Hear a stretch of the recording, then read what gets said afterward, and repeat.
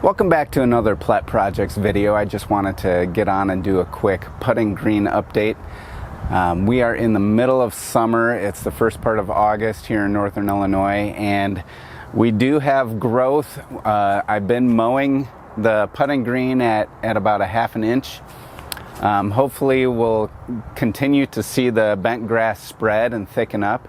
It's actually doing a pretty good job since I planted in the summer. We're going to do an overseeding in the fall, but I wanted to do a quick update of what's going on. There are still some bare spots where the seed got washed out right when I put it down, but the grass that did germinate around those areas is creeping into those, and the bare spots are getting smaller. There are some really thick spots, and there's some other spots that you can tell that the bent grass is just creeping. It's kind of it's moving laterally. So hopefully this will take off. One thing that I've been doing, I had some fungus issues earlier, and one thing I've been doing is I've been knocking the dew off in the mornings. And the way I'm doing that is I'm just taking a 25-foot section of garden hose and I'm just dragging it around in a circle, and when I come around, when the hose goes over that grass, it knocks the dew off. They do sell dew whips that you can go over the grass with and just swing it back and forth and knock the dew off. But it seems like just dragging a garden hose around does that, and it only takes a couple minutes in the morning.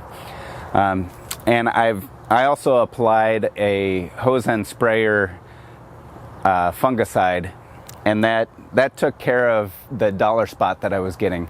So bent grass is prone to disease, and a couple of the things that you can do to keep the disease at bay is to knock the dew off in the morning, but then also apply a fungicide when you start seeing some of that.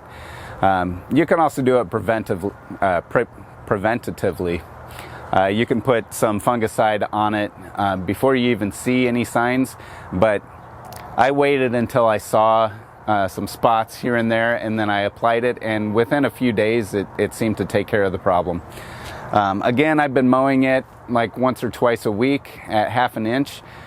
Once it thickens up and once it fills in completely, then I'll start bringing it down to putting green level, and we'll see what kind of challenges I'll face at that point. Also today I'm getting a load of mason sand. It should be about 12 tons, which is way more than I need for the putting green, obviously, but it's the smallest amount that I can get in a full tandem without paying an additional fee. If you get less than that from the local quarry here, you have to pay an additional fee, and it just made more sense to me to get the lightest load that I could without having to pay that additional fee. So what I'm going to do with all that extra sand is I'm going to scalp the entire yard and do some lawn leveling with a lot of that sand. I also have a sifter that I'll be using to sift sand to use for top dressing on the putting green. That way all the larger pebbles and stuff will get sifted out, and I'll just be using the finest sand for top dressing. That way it doesn't dull the mower blades as much. You won't be getting rocks in there and chipping the blades. If you'll notice behind me, there is a bit of a pond. The reason for that is because when it rains, the playground fills up with water and it collects in that corner. And then over the next few weeks, the water just seeps out into the putting green, and it just keeps the putting green muddy.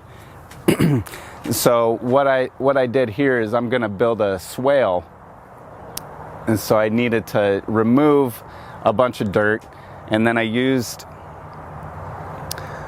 a hose to see if I dug down deep enough for it to drain. That's why it's full of water right now. So essentially I dug down deeper than I needed to go to make sure that it could drain, and then I filled it up with water to see where the water level would be, and that's where I'm going to fill it up to make sure that when the playground fills with water, it has a place to go. And that way, once I fill it up with dirt, then it'll drain out and it'll drain through the putting green, and that way it'll hopefully stay more firm and not muddy. So it's kind of an experiment. We're working on the drainage, and I'm working on sifting rocks out of the dirt that I dug out of there. That's another reason I dug it too deep, was because I hit some pretty big rocks. So I decided to go deeper. That way I can fill it back up to the level I need with good soil, and I'm not trying to plant grass on the rocky soil. So I went probably 4 or 5 inches deeper than I needed to. Then I'll fill it up with good soil, smooth it out with the leveling rake, and then overseed or seed with more bent grass seed, and we'll get a nice little gradual dip there that the water can channel into and off of the putting green. So that's basically it for this update. I can show you around the putting green. We can see the bare spots, but there's also some really good thick spots. And this fall, when I do another seeding, hopefully all of that will fill in, and then we can just start top dressing and smoothing it out. And once it's smooth, then I'll start bringing the height of cut down until we get a nice putting surface. This is just a work in progress. Hopefully it'll get better and better and better throughout the years. It's just kind of a learning experience, and yeah, I'm hoping that it'll be rewarding. So let's take a look at some of the bare spots. All right, so this is one of the bare spots. It's over in the corner. And you see there's patches, but overall there aren't any weeds. And I'm actually kind of surprised, since I planted over the summer. I have picked a few weeds here and there, but overall it's a nice monostand of bent grass. Now over here, okay, a couple reasons why this patch is bare, and I guess why most of the bare patches are bare is probably because water runs off of those areas really easily, which is good for drainage purposes, but when you plant seed, it tends to wash the seed away if you don't have enough material to hold it in place. But this, I'm betting, will be one of the nicest parts of the green once it fills in, simply because it has really good drainage over here. The tricky part's going to be to get enough water on there to let the grass grow. Right in the middle, this is probably the thickest part. This part right here. And there's some really thick spots in there. It's obviously still thickening up. There are a few bare spots, but you'll see in the next month or two, those should close up, especially as we enter into the fall. Those should close up. Here's the drainage issue. So I've started filling it in over here. It was deeper all the way to the edge. So I've been sifting rocks out of the soil and replacing it with some finer soil. But it pools up in the corner of the playground here. And by digging it down and then filling it back up to the level I need it, I'll be able to make a nice smooth, and you see how the edges, they're still kind of crisp. I'll gradually lower that so that it's a nice smooth transition into the swale. That way water can flow into there and flow out and through the putting green over to the garden. Now, I should mention too that in the putting green there are a couple French drains. So as water flows out into the putting green, the French drains will help to carry the water away as well. but there isn't any French drain right up against the putting, or up against the playground. So I do need a swale there to at least carry the water out into the middle of the putting green where there is French drain. But it should, the grade is such that it should flow over to the corner of the garden there. All right, here's some more bare spots. There's another bare spot at the end, and this is a high point too. So when water gets thrown down, it washes off of there, and the grass seed probably washed off of there as well. And then same thing over here. There's some bare spots. Now you'll see some darker patches. That's just peat moss that I put down to help retain moisture.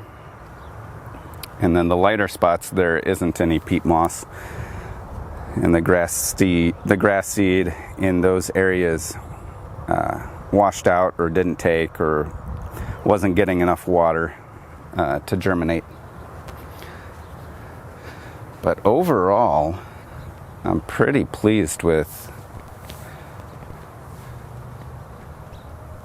the amount of grass that I have. It's obviously not as thick as the soccer field, which is just Kentucky bluegrass, but that was sod. But we have some really good growth. I'm excited to see what the time lapse looks like for the whole summer. I'm using a Wise Cam over there mounted to the side of the house to do a time lapse of the putting green. But yeah, that's about it. The soccer field over here looks really good. I'm hoping to actually tear that out and add on to the house and put an indoor swimming pool in. We'll see if the wife goes for that. That about does it for this putting green update. Stay tuned in the next one. We'll see how the swale is working. We can put it to the test. We'll let a hose run for a little while, make sure that water flows out. Yeah, if you want to follow along with my projects, go ahead and like, subscribe, do all that stuff, turn on your notifications. You guys know the drill. Please leave a comment. I love to hear from you. I would love to hear from some of you guys. If you have any tips or suggestions, or you just think what I'm doing is ridiculous, go ahead and leave a comment. But I'll see you in the next one.